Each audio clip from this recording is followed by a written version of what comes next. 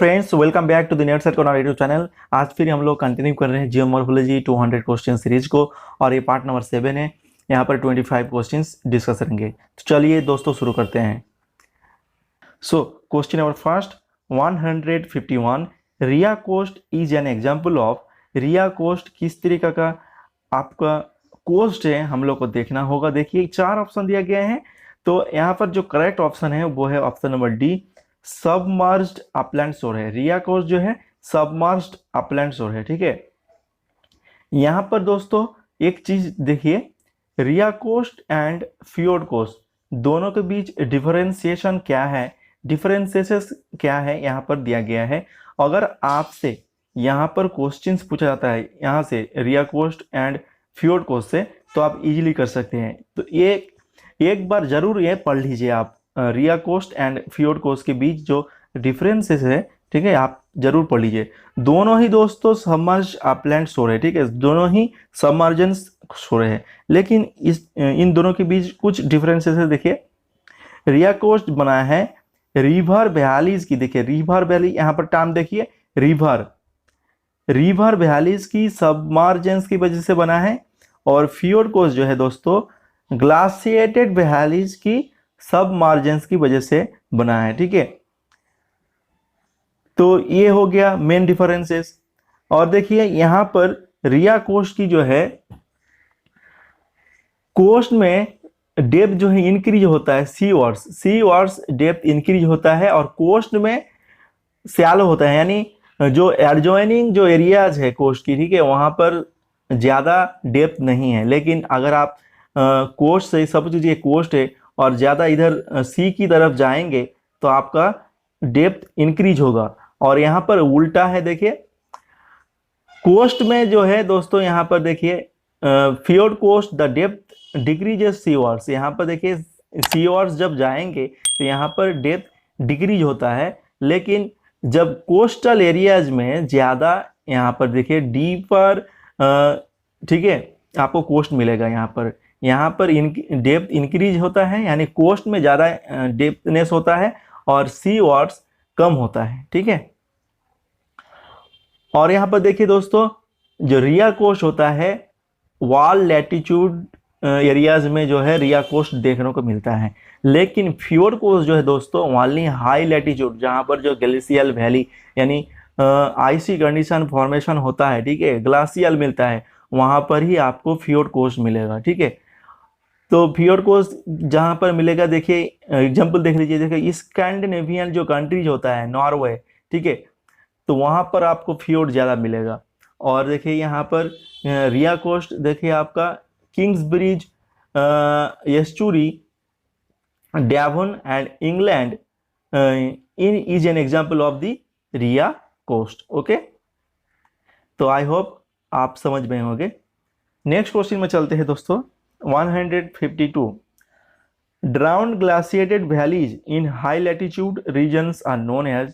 देखिए अगर आपने पिछला जो डिफरेंसेस देखा है, आपको अगर आपने देखे हैं तो आप इजीली कर सकते हैं।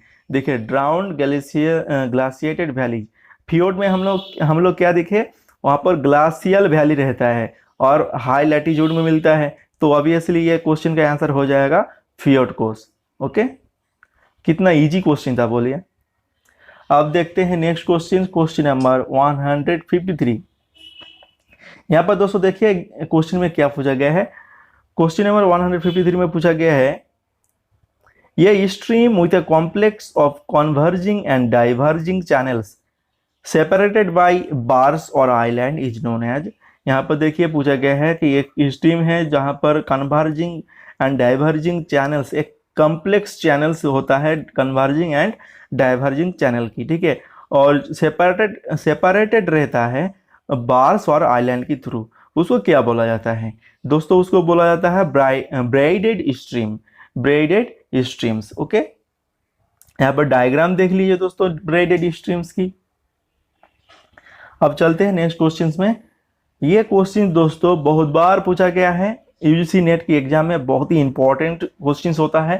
ठीक है, वेरी वेरी इंपॉर्टेंट क्वेश्चन है ये एग्जाम के लिए। यहाँ पर देखिए 2 लिस्ट दिया गया है। लिस्ट 1 में है cavern formation theories, cavern formation की जो थ्योरीज है उससे रिलेटेड केव फॉर्मेशन के लिए। और किसने दिया था? प्रोपाउंडर यहाँ पर दिया गया है। तो टू साइकिल थ्योरी जो दिए हैं वो डेविस ने दिए हैं। तो डेविस को आप याद रख सकते हैं साइकिल से, ठीक है, क्योंकि इनका जो है फेमस थ्योरी है एक फिजिकल ज्योग्राफी में, जियोमॉर्फोलॉजी में, वो है साइकिल ऑफ इरोजन, ठीक है। तो इस तरीके से आप याद रख सकते हैं टू साइकिल थ्योरी, वो हो गया आपका डेविस। ओके, और नेक्स्ट जो है देखिए बी नंबर पे है आपका water table theory. Water table theory दिए हैं स्विनर्टन ने, ऑप्शन नंबर 1 यहाँ पर देखिए स्विनर्टन।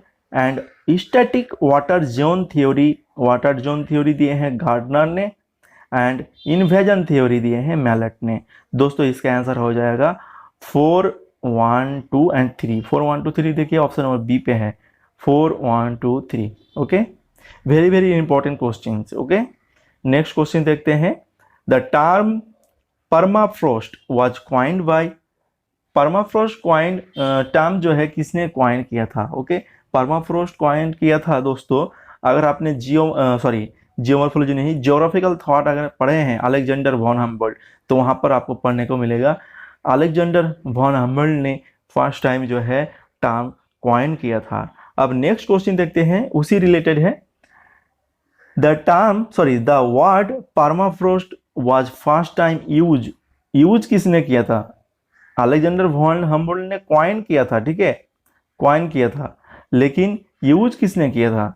यूज किया था दोस्तों एस.डब्ल्यू. मोलर ने, एस.डब्ल्यू. मोलर ने यूज किया था, ठीक है, याद रखिएगा। Option number B is the correct answer.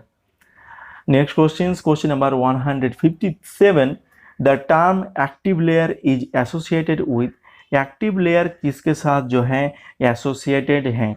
तो एक्टिव लेयर आपको मिलेगा दोस्तों पेरीग्लाशियल प्रोसेसेस में, ठीक है, पेरीग्लाशियल जो रीजन्स हैं, ठीक है, उसमें आपको मिलेगा एक्टिव लेयर टर्म, ठीक है। आप अगर आपके पास जियोमॉर्फोलॉजी किताब है या फिजिकल ज्योग्राफी सविंद्र सिंह की, ठीक है, उसमें आपको देखने को मिल जाएगा ये पेरीग्लाशियल रीजन्स वगैरह, वहां से आप एक्टिव लेयर पढ़ सकते हैं। तो एक्टिव लेयर क्या है दोस्तों? एक्टिव लेयर वो लेयर है जहां पर देखिए दोस्तों एक बार फ्रीज होता है बर्फ, ठीक है, फिर मेल्ट हो जाता है, थॉ हो जाता है, वो डायरोनल फ्रीज होता है एंड थॉ होता है। फ्रीज कब होता है? During night time. And melt होता है, थॉ माने होता है मेल्ट, जो गल जाता है ना बर्फ, उसको बोला जाता है। डे टाइम में मेल्ट हो जाता है। Cycle during the intervening periods of summer and winter season. Summer period में, इस समर एंड विंटर सीजन में आपको ज़्यादा देखने को मिलता है, ठीक है, ये एक्टिव लेयर, ठीक है। It is completely frozen during winter.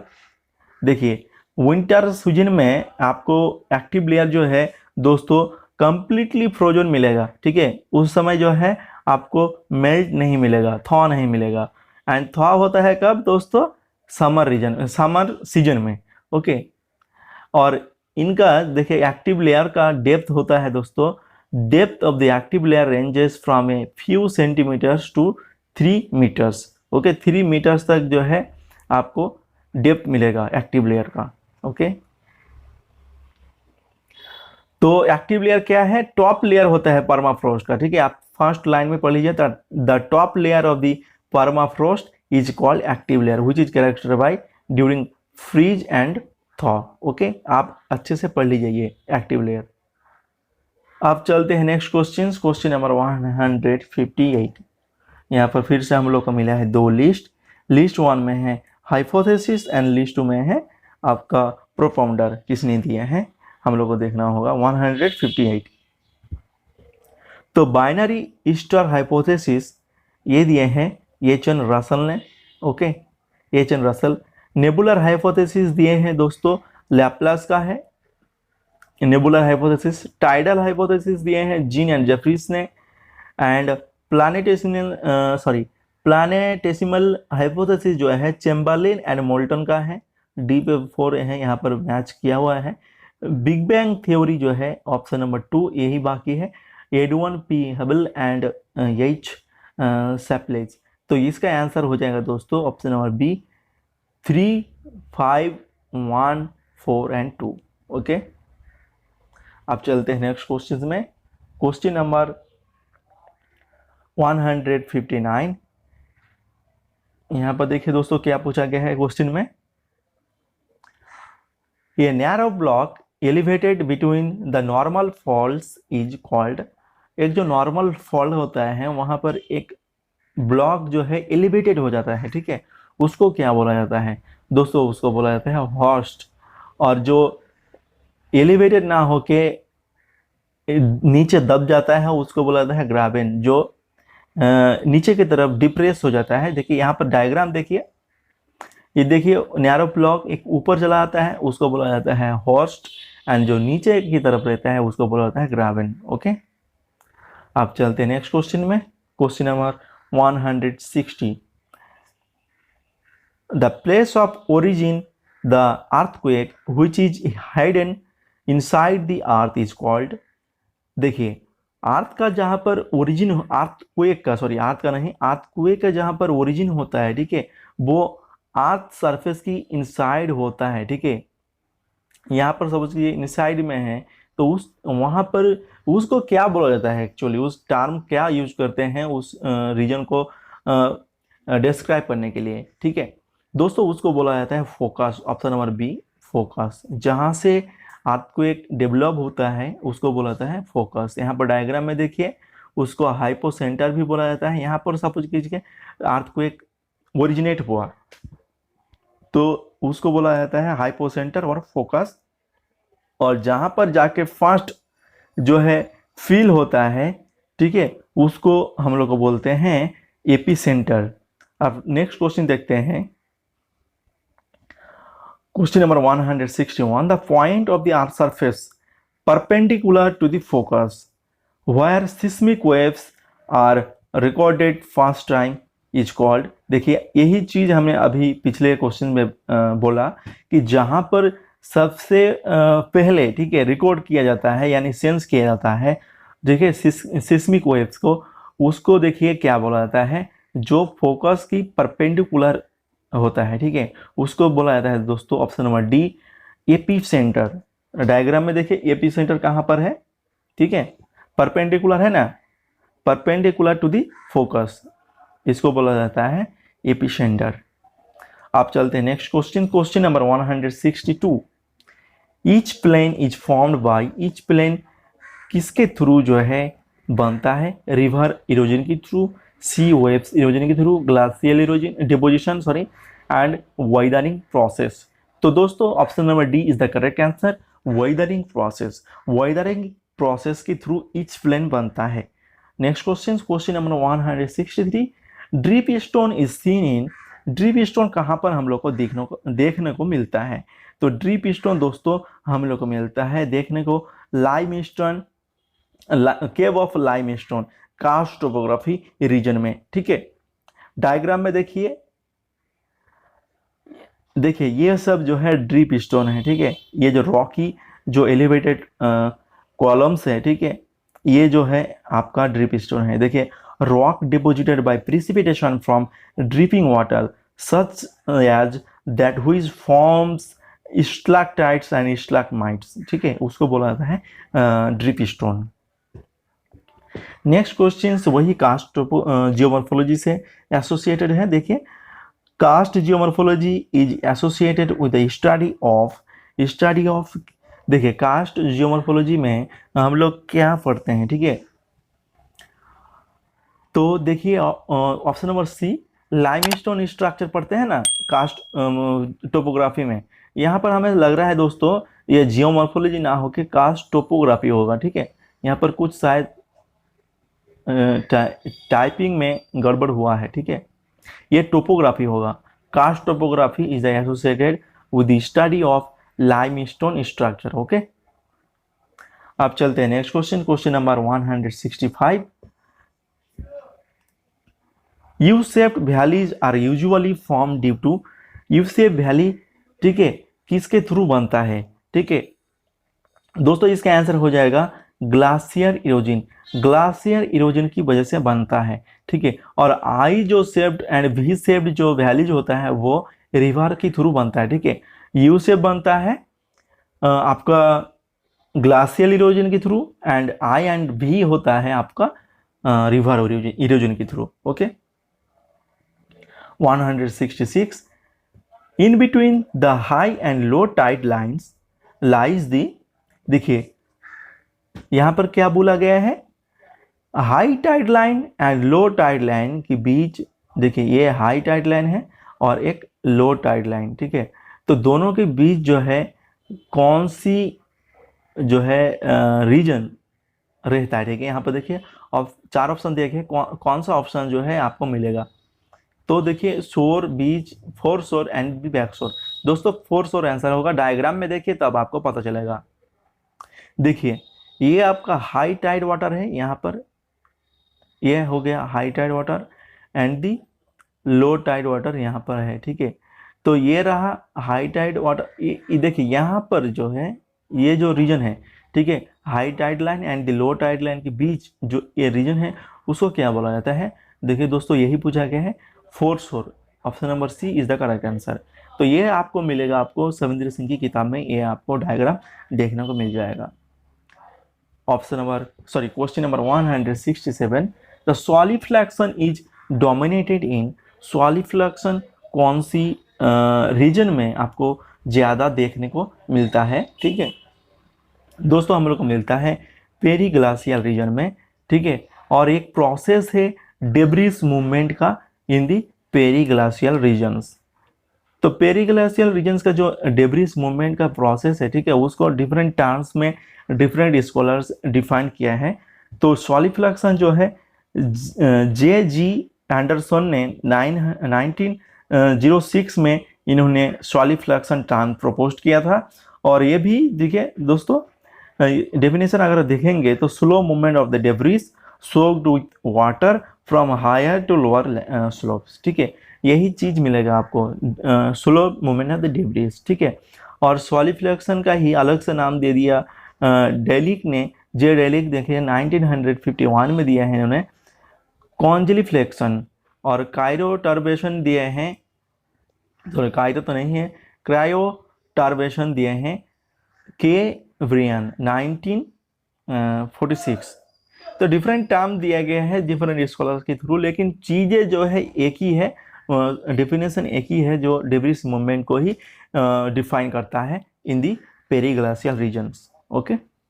अब चलते हैं नेक्स्ट क्वेश्चन में, क्वेश्चन नंबर 168, ओके। दोस्तों अगर चैनल को सब्सक्राइब नहीं किए हैं तो दोस्तों जरूर से जरूर आप सब्सक्राइब कर लीजिएगा और लाइक कर दीजिएगा, ठीक है, वीडियो को। नेक्स्ट क्वेश्चन देखते हैं, the removal of the fine rock debris by wind is called, removal of the fine rock debris, ठीक है। जो फाइन पार्टिकल्स होता है विंड जो रिमूव कर देता है रॉक से, उसको क्या बोला जाता है, उस प्रोसेस को क्या बोला जाता है, ठीक है। उसको देखिए दोस्तों डिफ्लेशन बोला जाता है, डिफ्लेशन, ओके। जो विंड करता है, ठीक है, विंड का प्रोसेस है deflation. Next question, question number 169, the rock basin formed at the floor of the cirque basin due to glacial erosion is called, यहाँ पर देखिए रॉक बेसिन फॉर्म्ड, एक रॉक में जो है बेसिन फॉर्मेशन होता है at the floor of the cirque, cirque की फ्लोर में, ठीक है, एक आपका बेसिन क्रिएट होता है ग्लाशियल इरोजन की, उसको क्या बोला जाता है, ठीक है, उसको दोस्तों टान बोला जाता है। Option number D is the correct answer, टान, टान माने lake, okay. Next question, question number 170, which is not a erosional process caused by wind, wind, यहाँ पर देखिए इजी सवाल पूछा गया है कि कौन सा जो है विंड का इरोजनल प्रोसेसेस नहीं है, ठीक है। Deflation, abrasion, plucking and attrition. देखिए deflation, abrasion, plucking and attrition, तो इन चारों के बीच तीन प्रोसेस जो है विंड का है, एक प्रोसेस जो है विंड का नहीं है, वो है देखिए प्लाकिंग। प्लाकिंग जो है दोस्तों आपको ग्लाशियल, जो ग्लाशियल का प्रोसेस है उसमें ग्लाशियर का मिल जाएगा, ठीक है, ग्लाशियर, ठीक है।